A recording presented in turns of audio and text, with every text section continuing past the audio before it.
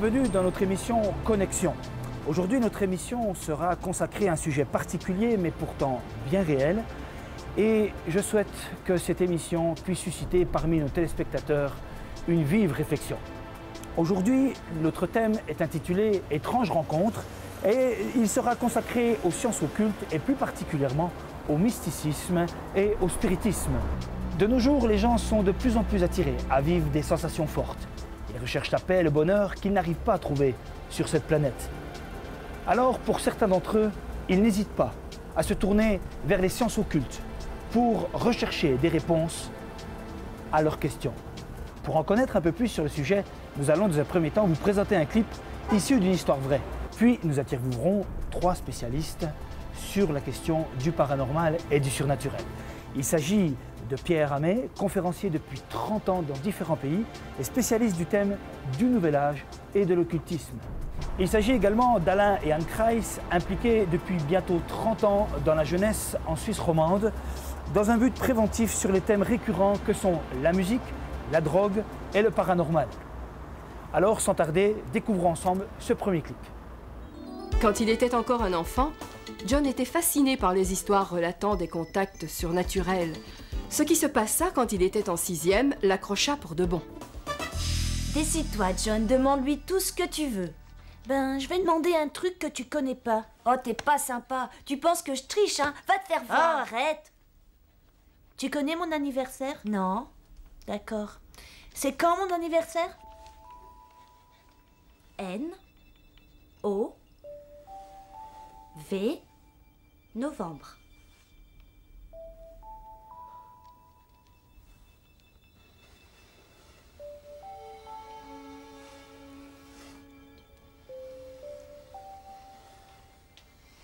« 25 novembre, c'est bien ça?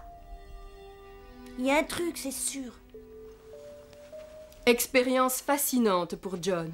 Il se demandait si ce jeu pourrait lui apprendre d'autres choses sur son passé et sur son avenir. Il fallait qu'il en fasse l'expérience.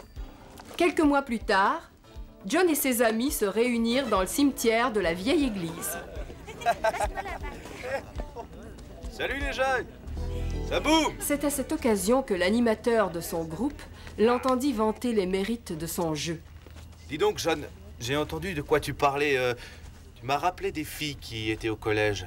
Oui, j'en connaissais quelques-unes. Mais voilà, elles séchaient souvent les cours. Elles préféraient jouer avec leur Ouija. Un jour, quelqu'un a entendu des cris à vous glacer le sang dans les veines, qui venaient de leur chambre. Une lumière forte et vacillante venait par-dessous la porte. À partir de ce jour-là, ces filles n'ont plus jamais été les mêmes. Et elles affirmaient que dans leur chambre, elles avaient vu Satan lui-même. Les gens croient que ce n'est qu'un jeu. J'en doute. Si ça n'apportait que la destruction. Réfléchissez. Inutile de dire que John avait peur. Il savait qu'il devait se débarrasser de ce jeu. Une tension sourde croissait en lui. Il était entré en contact avec un autre monde, mais son éducation religieuse créait un conflit insurmontable. Malgré tout, la soif de John pour le pouvoir surnaturel n'était pas étanchée. Quelques années plus tard, la curiosité de John pour les pouvoirs mystiques se fit plus pressante. Il était passionné d'astrologie et autres, et il croyait que ces pratiques le rapprochaient de Dieu.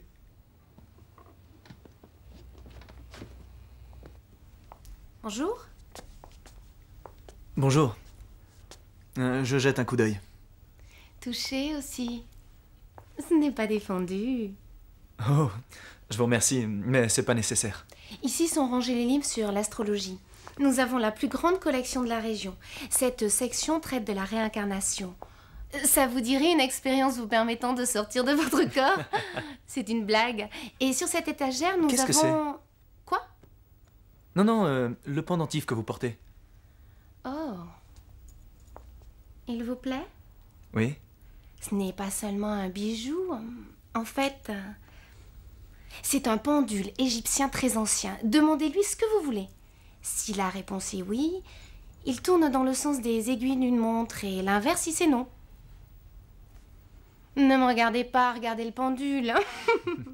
Je vous fais voir, hein. Voilà. Là. Est-ce qu'il porte quelque chose de rouge? Oui. Oui. Ah, une autre question. Est-ce qu'il aime les rousses? Oh. Oui, vous aimez les rousses. C'est vrai? Essayez. Non, non. C'est amusant. Non, non, je sais pas comment. C'est facile à apprendre.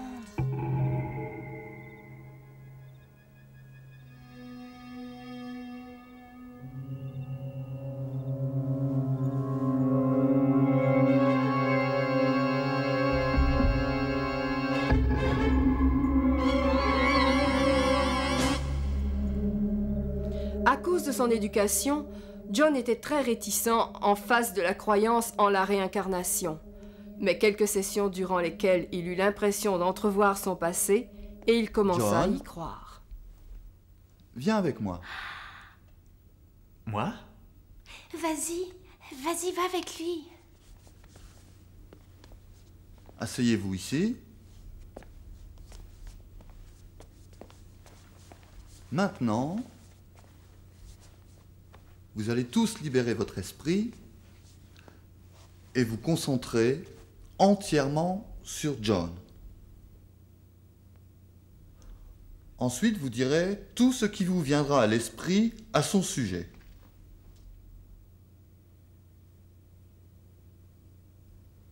Vous avez été un lord anglais, vous résidiez dans un grand château. Je vois des instruments musicaux que vous vendez. En France, un playboy. Des soldats romains, je crois, marchant devant vous. Oui, ce sont des soldats romains. Vous étiez un témoin privilégié de la vie du Christ sur la terre.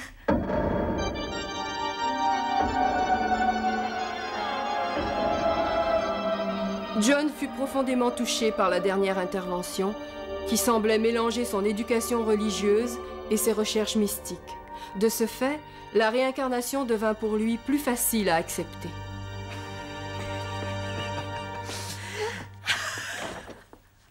Chut.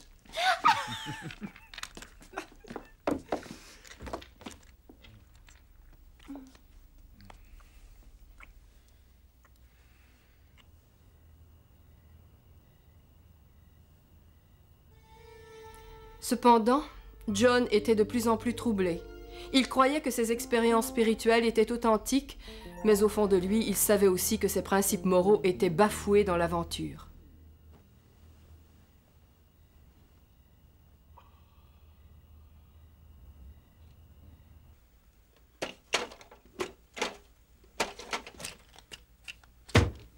En se regardant dans la glace cette nuit-là, John eut l'impression de voir un étranger. Il prit la décision de partir. Il alla rendre visite à ses parents. Maman. Tu es seule? Ton père est à l'hôpital. Il a été transporté d'urgence, mais les médecins ignorent ce qui ne va pas.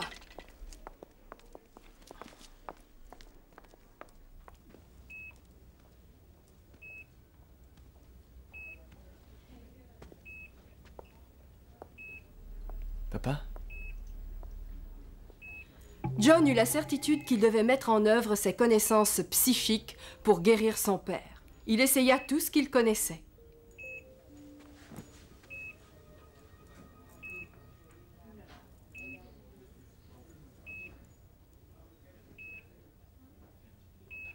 Oh mon Dieu, aide mon père.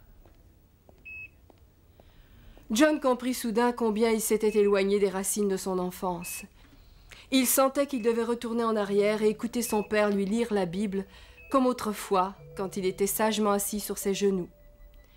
John voulait arrêter ses pratiques psychiques. Il se demandait comment. Il aurait aimé que ce soit aussi facile que le jour où il avait brûlé son jeu Ouija.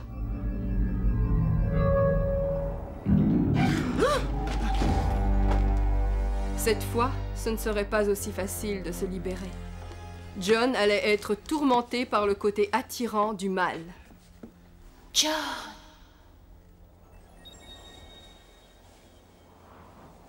Je suis venue selon tes désirs secrets.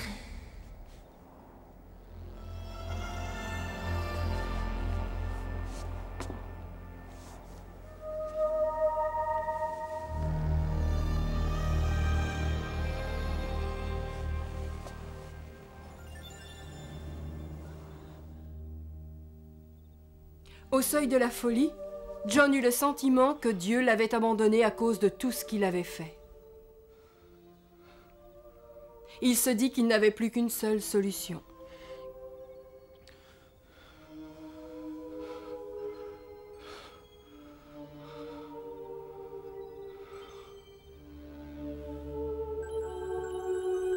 Il s'enfonce. Le pouls est à combien? Prenez vite son pouls et sa tension. Son pouls est très faible. Sa tension est de 6,3. Il a une grave hémorragie. Il a une hémorragie. John, est-ce que tu m'entends? On va t'aider, accroche-toi. On ne sent plus son pouls. Il faut un électrochoc. Vite!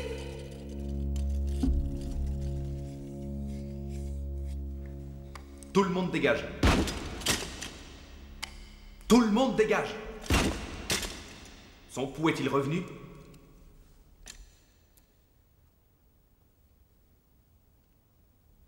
Non, plus rien. Nous l'avons perdu.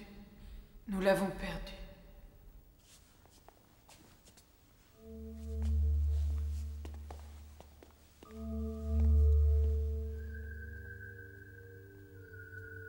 Tout doucement, comme un murmure, cette idée s'imposa à lui.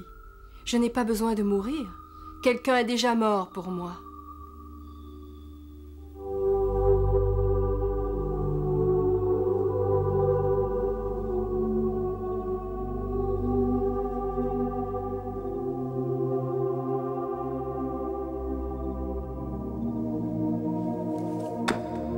Ce jour-là, John Morrison donna sa vie à Jésus-Christ et renonça à toute participation dans ses pratiques occultes, qui lui avaient presque coûté la vie. John implora Dieu, et en retour, Dieu remplaça la confusion par la paix.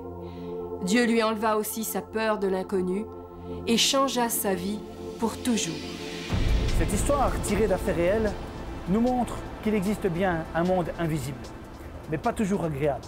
Si nous observons que ce monde invisible n'a pas toujours une bonne influence sur les gens, nous pourrions également nous poser la question, existe-t-il alors un monde invisible d'une meilleure influence qui pourrait apporter la paix, le bonheur durable et la réponse aux questions que les gens se posent véritablement? Dans ce film, nous remarquons que certains jeunes pratiquent la divination et le spiritisme à travers un jeu appelé planche Ouija. Certains jeunes ont fait une très mauvaise expérience et Alain Kreis va tenter de nous éclairer quant à ce fameux jeu. La planche Ouija est une des formes de spiritisme qui est malheureusement très pratiquée chez les jeunes déjà depuis un certain temps. C'est un jeu en fait qui est né chez nous en Europe, qui a été exporté aux États-Unis et qui revient chez nous sous forme d'une planche, comme on a vu dans le clip, avec l'alphabet dessus, des chiffres. C'est vrai que certains jeunes chez nous qui ne sont pas tellement fortunés pour s'acheter ce genre de jeu pratiquent ça avec d'autres moyens, mais la forme principale est la même. Donc on pose des questions, on se met en condition, on pose des questions au jeu et le jeu répond, enfin le curseur se déplace sur des lettres ou des chiffres, donne des noms, des dates, des lieux, et ainsi des esprits mauvais vraiment parlent et s'expriment et demandent aux jeunes de faire certaines choses. Nous avons plusieurs vraiment témoignages dramatiques de jeunes qui ont été saisis par cette forme de jeu. Au début, ils croyaient que c'était rigolo, on s'amusait bien, et puis tout d'un coup, ça a tourné vraiment dramatique et à la catastrophe, quoi. Un témoignage, par exemple, de jeunes qui jouaient dans une petite ville de Suisse romande, et puis, bon, ils rigolaient bien, demandaient la date de leur grand-mère ou arrière-grand-mère, mais date de naissance ou lieu où elle habitait. Et tout d'un coup, l'esprit a commencé à les emmener plus loin et a dit qu'il y aurait une des personnes de ce groupe qui allait mourir avant 20 ans. Donc ils ont été un peu pris de panique, ils ont vraiment eu peur. Ils ont décidé que ça serait fini, ils ne toucheraient plus à ce jeu. Et ils pensaient qu'ainsi, ils n'entendraient plus parler et qu'il n'y aurait plus de problème. Mais il s'est trouvé qu'à la veille de ses 20 ans, une des filles de ce groupe a été shootée par une voiture alors qu'elle était en vélomoteur, a été tuée sur le coup. Et ça a remis toute cette histoire à la surface. Et je peux vous dire que les gens cherchaient des vraies questions, des vraies réponses face à ce monde spirituel, face à un jeu comme ça qui paraît banal et qui peut amener au suicide ou à la mort, quoi. Ce clip nous montre un homme de bonne éducation cherchant un pouvoir mystique à travers l'astrologie dans le but de rencontrer Dieu. Alors, est-ce à travers le mysticisme que l'on peut rencontrer Dieu? Je cède la parole à Pyramé. Écoutez, j'ai rencontré beaucoup de personnes qui ont cherché des expériences mystiques. C'est vrai que nous sommes dans un temps où il y a beaucoup d'angoisse, angoisse par rapport à l'avenir, au présent, par rapport à toutes sortes d'éléments. Et les personnes, au travers de différentes techniques, différentes pratiques, différentes incantations, cherchent des expériences avec l'au-delà, des esprits guides, des anges. Or, il faut le dire quand même clairement, c'est vrai que ces personnes, parfois, vivent des expériences très puissantes qui, dans un premier temps, les réjouissent, elles en parlent autour d'elles, et dans un deuxième temps, il y a souvent beaucoup plus d'angoisse, il y a des éléments très perturbateurs qui arrivent. Maintenant, on me dira alors oui, mais est-ce que la quête de Dieu n'est pas aussi un mysticisme, la quête du Dieu dont parle la Bible? Je dis oui, à certains égards oui, mais la différence c'est que moi je veux le vivre et je sais un peu de quoi je parle, c'est au nom de Jésus de Nazareth. Pour moi c'est clair, c'est lui qui est mort et ressuscité, c'est lui qui a détruit la puissance des ténèbres. Donc je ne veux pas tâter le monde des ténèbres n'importe comment au nom d'une certaine puissance, mais au nom de Jésus de Nazareth. Et là, c'est vrai qu'il nous est donné parfois, dans des temps qui peuvent être des temps de prière, mais aussi des temps dans la nature où nous vivons une expérience profonde, un peu à l'image de certains qui disent, voilà, feu, lumière, on ne trouve pas forcément les mots pour en parler. Je crois à ces expériences, mais je veux les vivre au nom de Jésus de Nazareth. Le film dévoile le pouvoir du pendule et visiblement, ça paraît facile de connaître son passé comme son avenir. Alors, le pouvoir du pendule, une vraie supercherie ou au contraire, une réalité? Alors, c'est toujours un peu troublant parce que des fois, des choses qui sont démontrées ou dites par le pendule sont exactes, paraissent exactes, et des fois, c'est vraiment de la supercherie. Mais on ne peut jamais se fier aux choses du monde invisible. La Bible dit que le diable, c'est le père du mensonge. Donc on ne peut pas entrer dans des domaines de vérité. Ce que j'ai vu aussi qui m'inquiète le plus, c'est qu'il n'y a pas seulement des spécialistes qui utilisent ce moyen pour de la divination ou d'autres choses, mais c'est très banalisé à l'heure actuelle.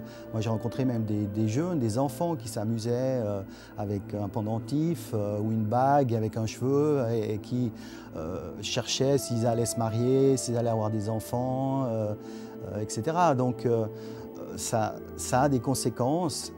Et je pense que certaines personnes aussi, très jeunes, découvrent par ce moyen-là que tout d'un coup elles ont un don qu'elles ne connaissaient pas, un don de divination ou autre, et puis commencent à entrer là-dedans. Ou d'autres ne peuvent plus vivre sans avoir l'avis soit du pendule ou d'un spécialiste, médium et autres. Donc ça amène des gens très très loin sur un objet, une pratique qui paraît assez banale au départ, quoi. Dans cette histoire, on y parle de foi en Jésus, de divination, de New Age, etc. On voit que tout est un doux mélange de pensées positives pour essayer d'atteindre la plénitude qui apporte la paix. Mais on y voit également que cet homme qui est en quête n'arrive pas à trouver le bonheur qu'il attend. Alors, la recherche du bien pourrait-elle conduire au mal? Dans un sens, c'est pour cela que je me suis beaucoup intéressé, que j'ai travaillé, que j'ai écouté beaucoup de personnes, parce qu'effectivement, ça me fait mal de penser que beaucoup recherchent d'abord quelque chose de bien, soit pour elles-mêmes ou pour leur famille, et finalement arrivent à des expériences traumatisantes et vraiment très, très douloureuses et très difficiles. Et j'ai rencontré bien des personnes qui, dans un premier temps, effectivement, sont heureuses de ce qu'elles découvrent, et dans un deuxième temps, elles entrent dans des angoisses terribles qui les amènent même à des pensées de suicide. Et je pense à un homme qui était en recherche, effectivement, mais il avait aussi des livres de magie noire. Et son ami a apporté une fois ses livres de magie noire chez moi et il a dit « Est-ce que tu peux les garder un temps ?» Et quand cet homme a découvert qu'il était séparé de ses livres, il est revenu vers moi et il a vraiment été dans une colère inimaginable. Alors je lui ai rendu ses livres et quelque temps après, il s'est suicidé. Et j'ai rencontré effectivement plusieurs situations où les personnes qui, à un moment donné, sont dans l'angoisse et qui ne veulent pas du secours de Jésus, qui lui a la puissance pour les délivrer, alors sont conduits effectivement jusqu'à cette extrémité douloureuse. Et c'est pour cela que j'ai envie d'en parler, c'est pour cela que j'ai envie de parler aussi de la paix en Jésus. Nous avons demandé à nos invités s'ils avaient un bon conseil à donner à des personnes qui auraient fait une mauvaise expérience, comme les personnages que nous avons vus dans ce film. Eh bien, si une personne s'est connectée avec le monde spirituel des ténèbres, ce monde exerce un droit et une influence sur elle. Et la seule manière d'être libérée de cette influence, c'est de faire appel à Jésus-Christ, de faire alliance avec lui pour être libéré, vivre peut-être une délivrance, parce qu'il est le seul à avoir vaincu le monde des ténèbres et avoir vaincu Satan à la croix. La vraie paix ne s'obtient qu'en faisant la paix avec Dieu. Et cela n'est possible qu'au travers de Jésus-Christ, qui est mort et ressuscité sur la croix. C'est comme ça qu'on obtient le pardon de ses péchés. Et ça, c'est tout simplement l'Évangile. Puis quand on a fait la paix avec Dieu, on peut faire la paix avec soi-même, on peut faire la paix avec les autres. En fait, c'est Jésus qui a dit « Je vous laisse la paix, je vous donne ma paix ». Donc si on recherche la paix, eh bien, il faut rechercher Jésus. Mais quand on parle de paix, bien sûr que beaucoup se disent « Oui, la paix, mais j'ai la paix dans les grandes lignes, ma vie ne va pas trop mal ». Mais quand on parle de ces expériences dans le monde spirituel, beaucoup de personnes perdent réellement la paix. Et je pense à une expérience aussi où des jeunes avaient réellement trafiqué avec la puissance des ténèbres. Et certains disaient « oui, mais quand même, il ne faut pas exagérer, etc. » Et puis j'ai proposé à un de ces jeunes de prier avec lui. Et quand j'ai commencé de prier, réellement une puissance démoniaque s'est manifestée. Et je peux le dire, quand on est réellement en présence du démon, je vous promets d'abord que si vous n'aviez pas le secours de Jésus de Nazareth, des fois je me demande réellement si nous-mêmes on ne deviendrait pas fous ou perdrions la vie. Et j'ai vu ces jeunes qui avant disaient « oui, la paix, oui, mais pourquoi pas ?» Et quand ils ont vu la présence réelle d'un démon qui se manifestait corporellement au travers d'un jeune, ils ont crié à Dieu, ils ont crié à Jésus, ils ont dit « nous voulons cette paix ». Et ils l'ont trouvée. Et pour moi, c'est ça qui me passionne, ce n'est pas tellement de parler du monde des ténèbres, mais c'est de dire « oui, ce monde des ténèbres existe, mais la paix en Jésus existe ». Et c'est ça qui est extraordinaire. Jésus est venu pour nous donner la paix. Et tant de personnes la recherchent, justement au travers de ces expériences ou au travers parfois de finances très, très onéreuses, alors que Jésus a dit « je vous donne ma paix ».